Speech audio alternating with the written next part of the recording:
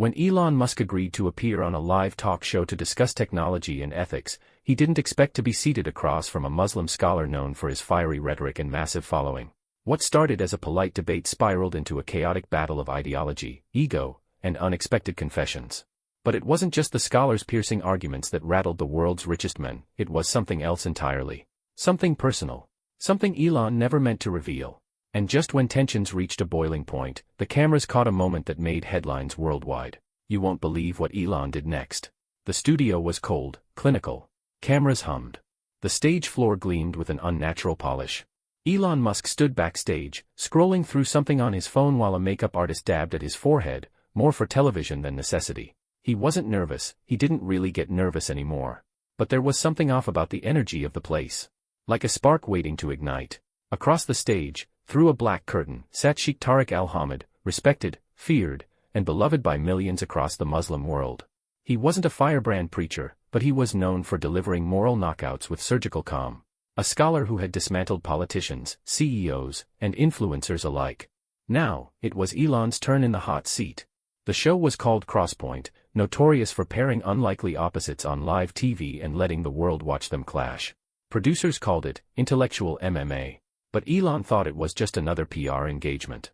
Sit down, speak about the future, plug a few ideas about AI and Mars, go home. He couldn't have been more wrong. When the red live light came on, the host gave a glowing introduction, trying to paint this as a meeting of vision and virtue. But it only took 5 minutes before the tone shifted. So, the host began, Mr. Musk, do you believe there's any moral framework guiding your inventions?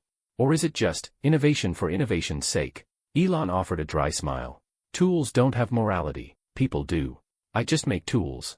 Sheikh Tariq's eyes flicked up, calm but sharp. You speak of tools. But what happens when a tool rewrites laws, censors speech, or chooses who lives and who dies in a war zone? Still just a tool, the audience murmured. Elon's smile twitched. It depends how it's used, he replied, shrugging. A scalpel can save a life or take one. That's not the scalpel's fault. Tariq nodded. And yet, when that scalpel is placed in the hands of a machine, your machine, who decides which life is worth saving? Silence. Elon stared back, the air between them suddenly taut. I do, he said flatly. The crowd gasped. Not because of arrogance, but because of the eerie calm in his voice. The host leaned forward, visibly excited now. And you're comfortable with that power, he prodded. Before Elon could speak again, Tariq leaned in. Are you a creator or a disruptor, Mr. Musk? Because what I see is a man trying to play God, without understanding what it means to carry a soul. The room cracked with silence. Elon shifted, just slightly. It was the kind of line that would have sent a lesser guest into defense mode. But Musk laughed. A soft, short laugh. Disarming.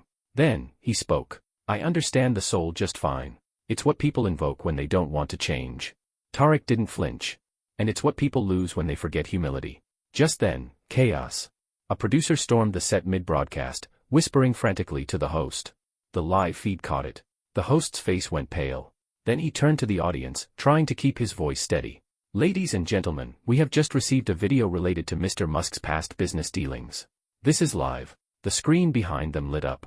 A woman appeared. Lab coat. Eyes swollen from crying.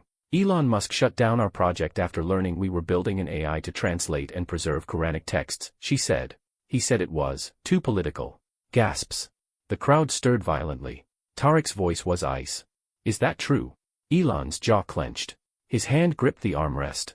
And with all the calm in the world, he replied, I shut it down because it was being used to radicalize children.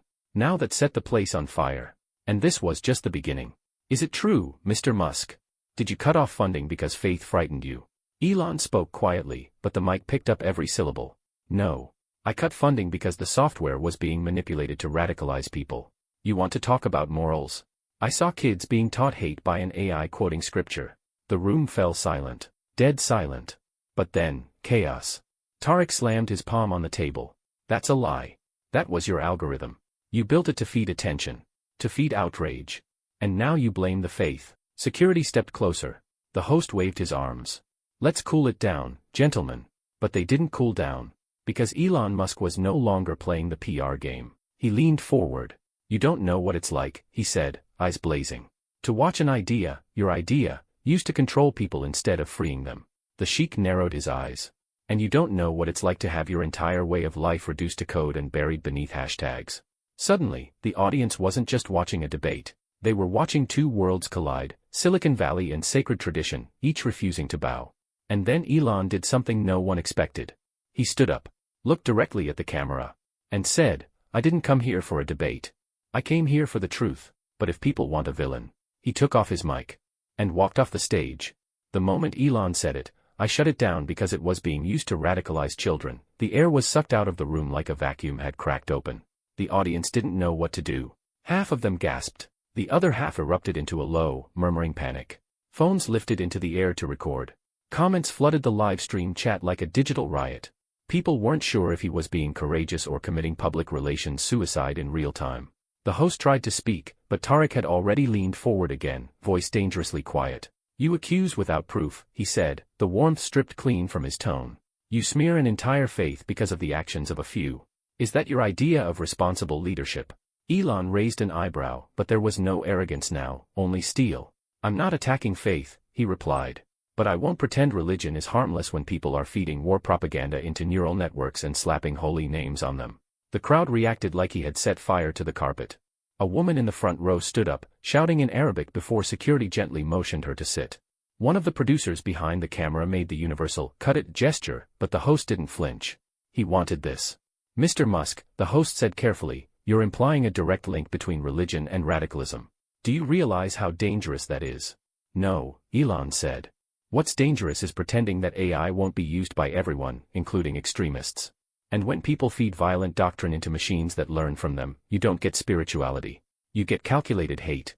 Tariq's expression didn't change, but his right hand slowly curled into a fist on the desk. "You built the machine," he said coldly. "You profit from it.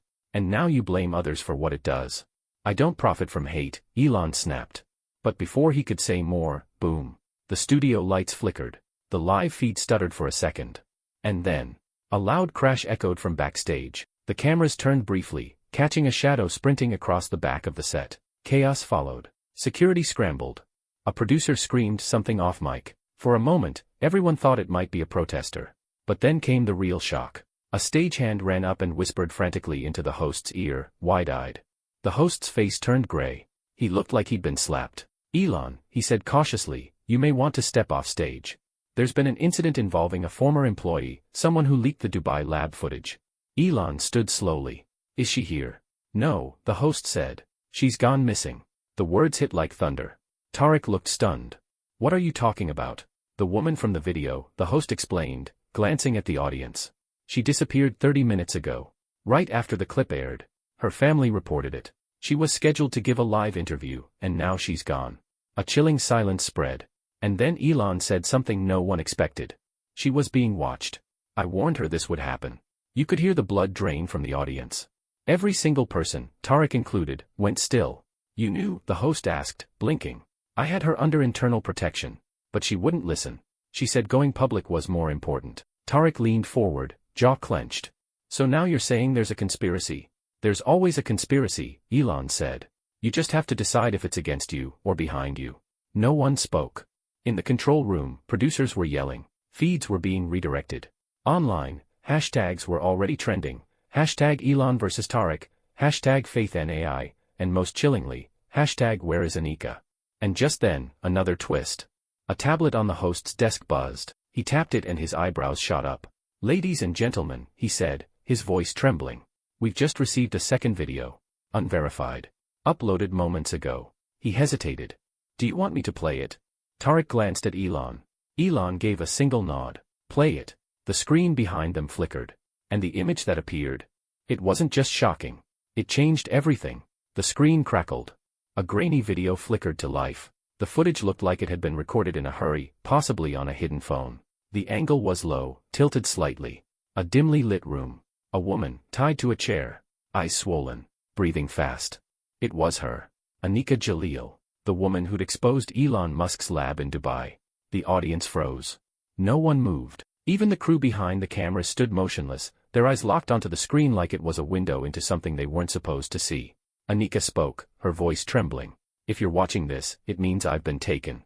A soft mechanical whir buzzed in the background, metallic, rhythmic. "They knew I went public. I was warned. Not by Elon, but by someone inside the project. I ignored them. And now I don't know where I am. Gasps echoed across the studio. I was working on AI models designed to translate religious texts, she continued.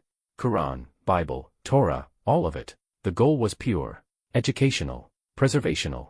But something changed. She leaned closer to the camera, her voice dropping to a whisper. They corrupted the datasets. Someone started feeding extremist data into the system, using the Quranic project as cover. But it wasn't the religious scholars. It wasn't the volunteers. She paused. Her eyes darted off-screen, then back again. It was the government. A sharp intake of breath swept through the studio. I don't mean just one country, Anika said. I'm talking about a collaboration. Private labs. Intelligence agencies. Governments. They were using Elon's technology, hijacking it, training it to recognize key phrases and target voices of dissent. It wasn't about religion. It was about control. Then came the final blow. They wanted me to stay quiet. I said no. If anything happens to me, follow the money. Follow Tariq Al-Hamid. The screen went black. It was as if time stopped. The audience didn't react at first. Not because they didn't hear it, but because their brains were still catching up to what had just been said. The scholar. The respected public intellectual. The men sitting less than 5 feet from Elon Musk. Tariq. The accusation hit like a sledgehammer. Even Elon's expression shifted. For the first time all night, the calm cracked. His lips parted. His gaze locked onto Tariq. The room had flipped. Instantly. A moment ago, he had been the aggressor. Now he was something else entirely. The host tried to regain control, but he was clearly out of his depth. This is an unverified video, he stammered, and we do not endorse any claims made in it. Shut it off, Tariq said. The host blinked. Excuse me. I said shut it off, Tariq repeated. His voice was sharp, commanding. The warmth was gone, replaced by a tone that made even the security staff glance at each other nervously. Elon leaned in, not to provoke, but to study. Like he was seeing something for the first time. So it's true. Tariq didn't respond. Not immediately. He sat there, jaw tense, eyes unreadable. The scholar who had once held the moral high ground was suddenly a statue in a storm. I've never met this woman, he finally said. She just dropped your name while tied to a chair, Elon replied. Pretty specific for someone you've never met. Tariq stood. Slowly. Deliberately. The studio staff twitched, unsure if they should intervene. She's trying to derail a debate, he said, brushing imaginary dust from his sleeve. And she's clearly under duress. This is a game. A manipulation tactic. And you, he pointed a finger at Elon. You should know better than anyone what digital lies can do.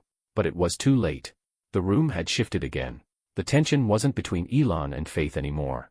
It was between Elon and a man who was no longer just a scholar, but a suspect. Viewers watching live around the world didn't wait for confirmation. Social media was already detonating. Hashtag Where is Anika climbed to trending topic number 1 globally in 7 minutes. Hashtag Tariq exposed followed seconds later.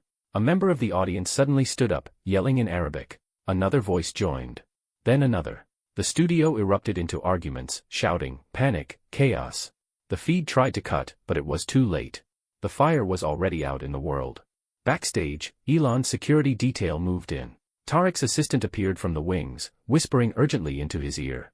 Whatever she said made his eyes widen for the first time all night. He nodded once.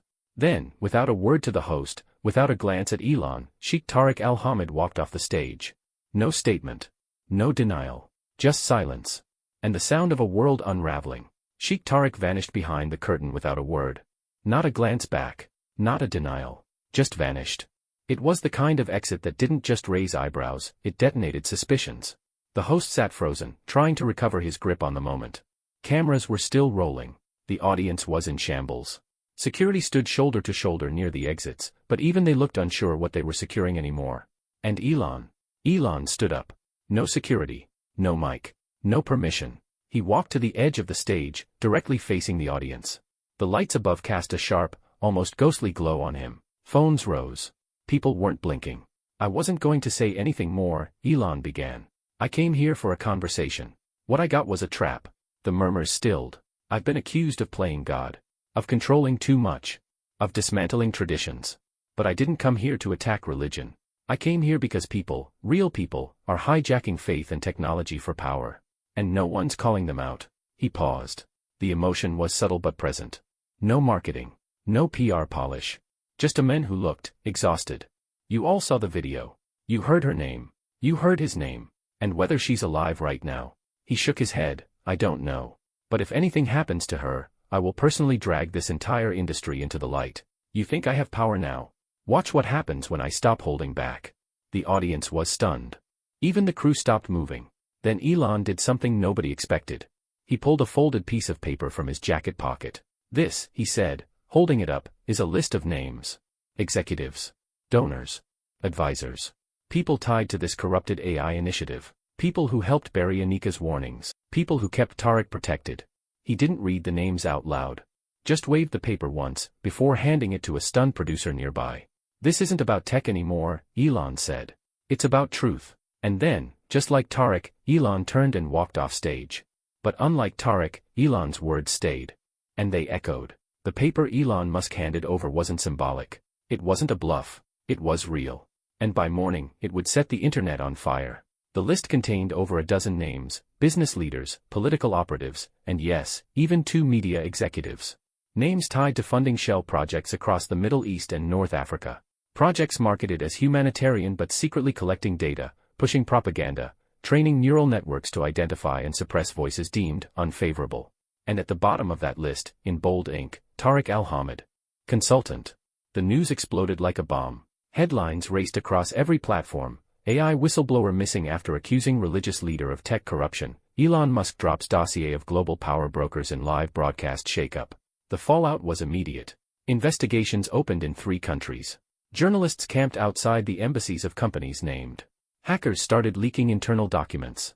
And Anika. She was found. 12 hours after the broadcast, she was discovered tied up in a warehouse in Istanbul, shaken, dehydrated, but alive. Local police confirmed she had made the video under duress. But what truly rattled the world was what she said after rescue. They weren't going to kill me, she said. They were going to reprogram me.